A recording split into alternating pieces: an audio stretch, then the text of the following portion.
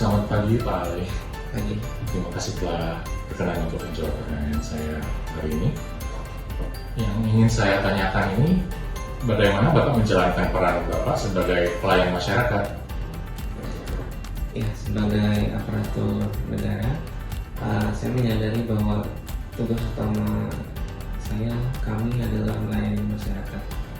Di sektor kerjasama bilateral, khususnya bilateral juga, terlebih dengan lembaga donor atau mitra internasional, pelayanan itu diwujudkan melalui salah satunya dukungan administratif, seperti penerbitan surat rekomendasi, izin tinggal, pembebasan biaya masuk, pembebasan pajak, dan lain sebagainya.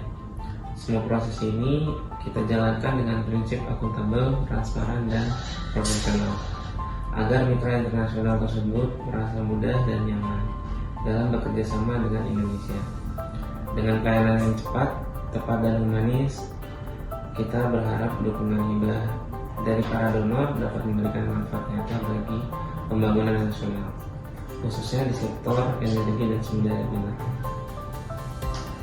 Terima kasih Pak Ali, jawabannya sangat memberikan peranan yang baik kepada kami para CPNS.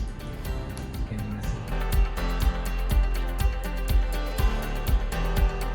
Ya, saya Sultan Kurniawan, menjabat sebagai ASN sudah kurang lebih 20 tahun masa kerja. Jadi cukup lama ya Pak ya? Ya, gitu lah. Sebenarnya mau tanya dong Kak, apa yang jadi motivasi Bapak menjadi seorang ASN? Ya, motivasi saya sebagai orang ASN menjadi ASN itu adalah anugerah dari Allah. Itu sudah rezeki, kita sudah diberi rezeki dari Allah, jadi kita sudah diberi amanah, dan saya menjalankan amanah itu sebagai bagian dan mudah-mudahan apa yang saya lakukan ini memberi dampak positif kepada semoga menjadi nilai ibadah bagi kita. Jadi motivasinya terus ada aja. Ya, itu rezeki dari Allah, kita syukuri dengan bekerja sebaik-baiknya. Dimanapun kita berada.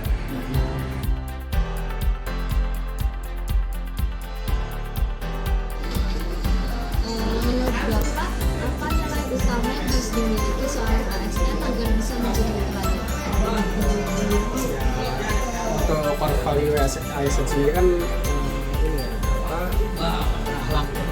Jadi pertama harus berorientasi pelayanan. Jadi memberikan pelayanan kepada masyarakat yang akuntabel, bisa jujur, disiplin, integritas, kemudian kompeten.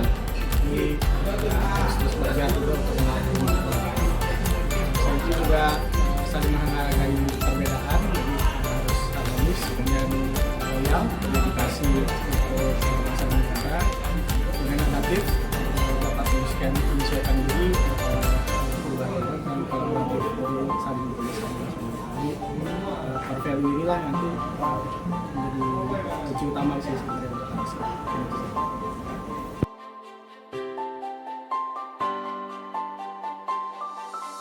Oke, bagaimana cara Bapak memastikan tupoksi sehari-hari berjalan dengan baik dan terukur? Kan setiap tahunnya kita selalu menginput SKP ya, untuk kinerja kita. Nah, terus kan kalau SKP kan bersifat tahunan, kalau untuk mengukur secara hariannya kita kan saat ini ada aplikasi goals.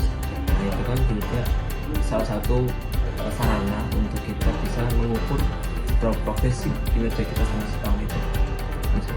Jadi dengan cara itu Bapak bisa memastikan targetnya seberapa gitu ya Pak? Iya, harusnya seperti itu. Terima kasih Pak.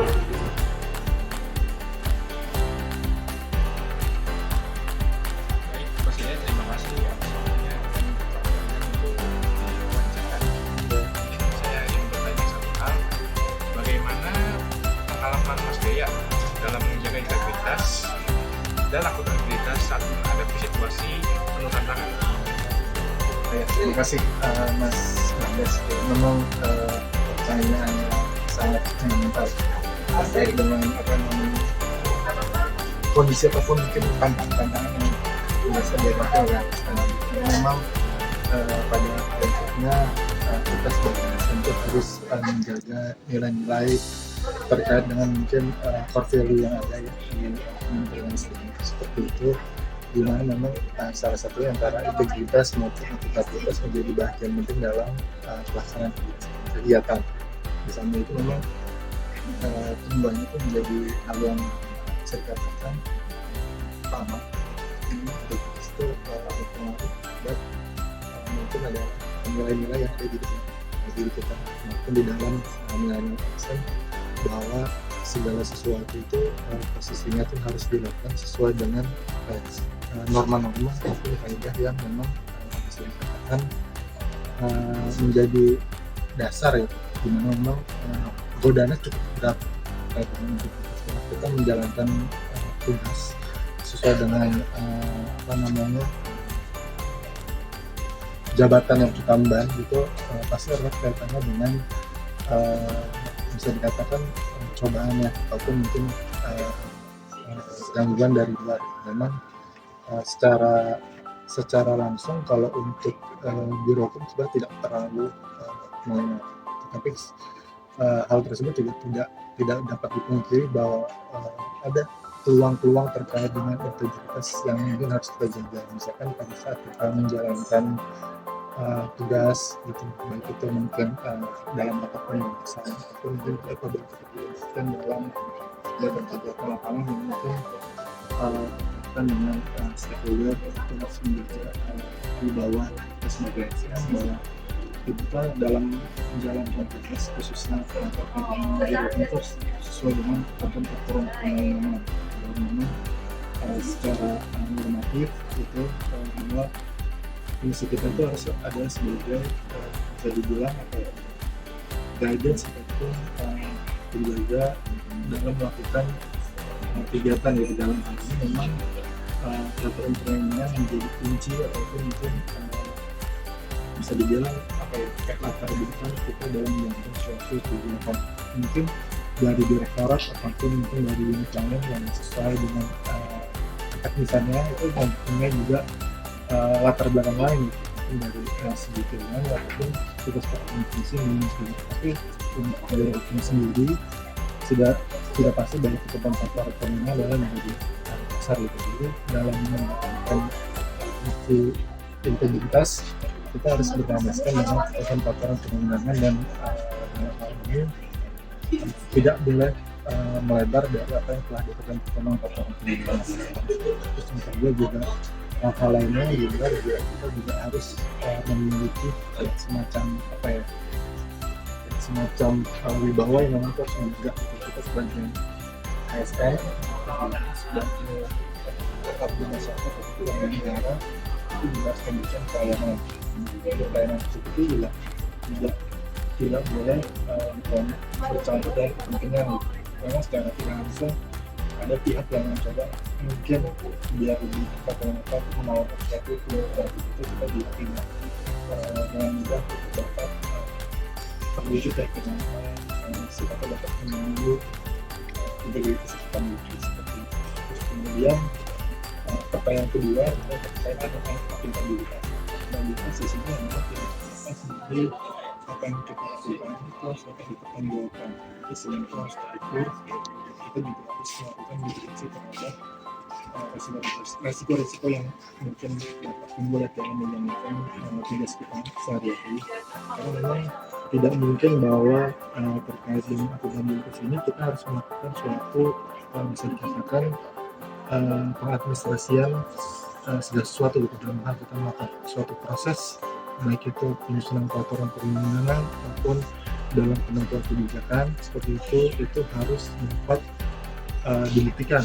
Berarti setiap dokumen yang telah kita proses itu harus terdokumentasikan gitu, baik itu bentuknya hard copy maupun soft copy. Itu ada apabila itu sesuatu yang baru itu dimiliki semacam bukti itu namanya bahwa kita diaudit gitu dalam audit yang mendapatkan karbon ataupun mungkin untuk kebutuhan yang lainnya untuk hal yang sifatnya berkaitan dengan permasalahan hukum itu dapat menjadi bukti di dalam kita telah melakukan tugas yang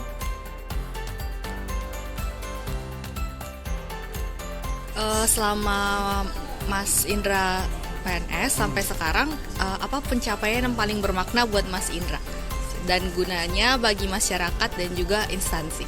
Oke, yang paling bermakna kalau saya sih karena terkait dengan jabatan struktural, jadi saya itu menjadi satu panitia untuk pelaksanaan pelantikan. Jadi saya merasa seperti agent of change, di mana saya menjadi salah satu bagian dalam perataan struktural di Kementerian SDM. Wah, luar biasa sekali ya Mas.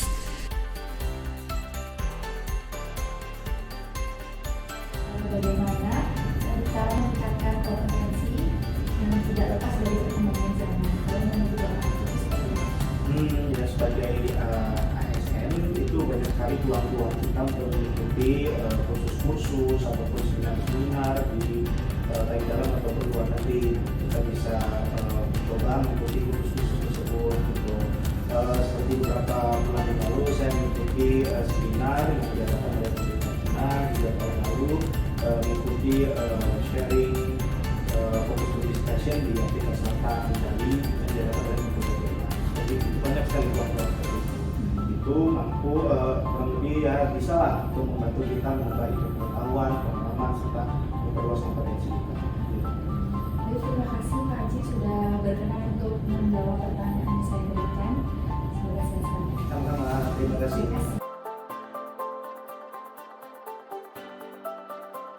Ada satu hal yang ingin saya tanyakan.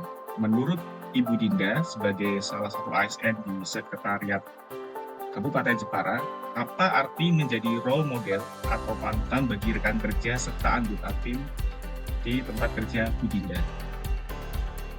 Menurut saya sendiri, menjadi role model atau panutan bagi rekan kerja atau anggota tim saya berarti mampu menunjukkan sikap, perilaku, dan kinerja yang baik sehingga dapat dijadikan contoh oleh orang lain. Karena menurut saya, seorang role model itu tidak hanya memberi arahan lewat kata-kata, tetapi juga melalui tindakan nyata yang dilakukan sehari-hari. Sehingga orang lain itu bisa terdorong untuk mengikuti mungkin sikap, perilaku, dan kata-kata dari kita.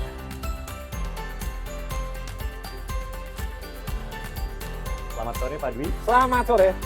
Jadi ada satu pertanyaan yang mau Oke, siap. Nah, kira-kira bagaimana nih Pak Dwi implementasi atau inovasi yang sudah pernah dilakukan di PPSD Migas untuk meningkatkan pelayanan publik?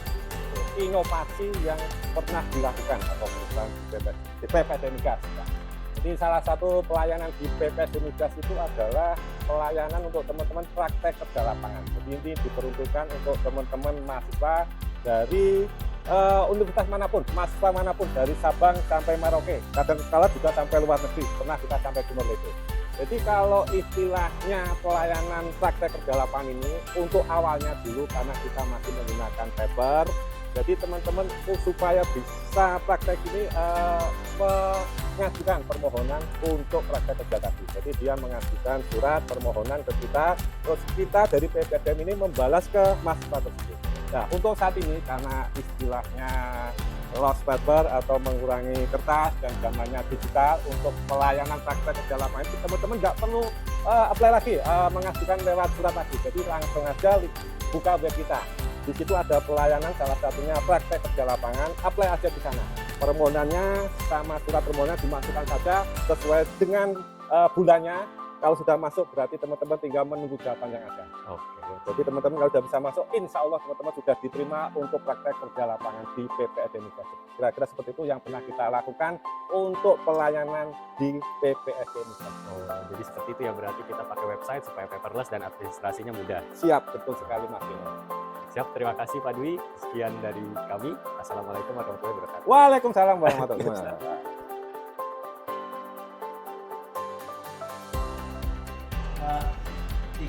Ya, macam kira-kira ada pesan penting apa untuk ASN generasi muda ini untuk tetap menjaga semangat, untuk berkontribusi nyata dalam instansi dan masyarakat. Kalau pesan untuk generasi ASN sekarang ya, pesan satu adalah sebagai ASN harus tetap bekerja, pokoknya selalu bekerja, mengingat untuk ingat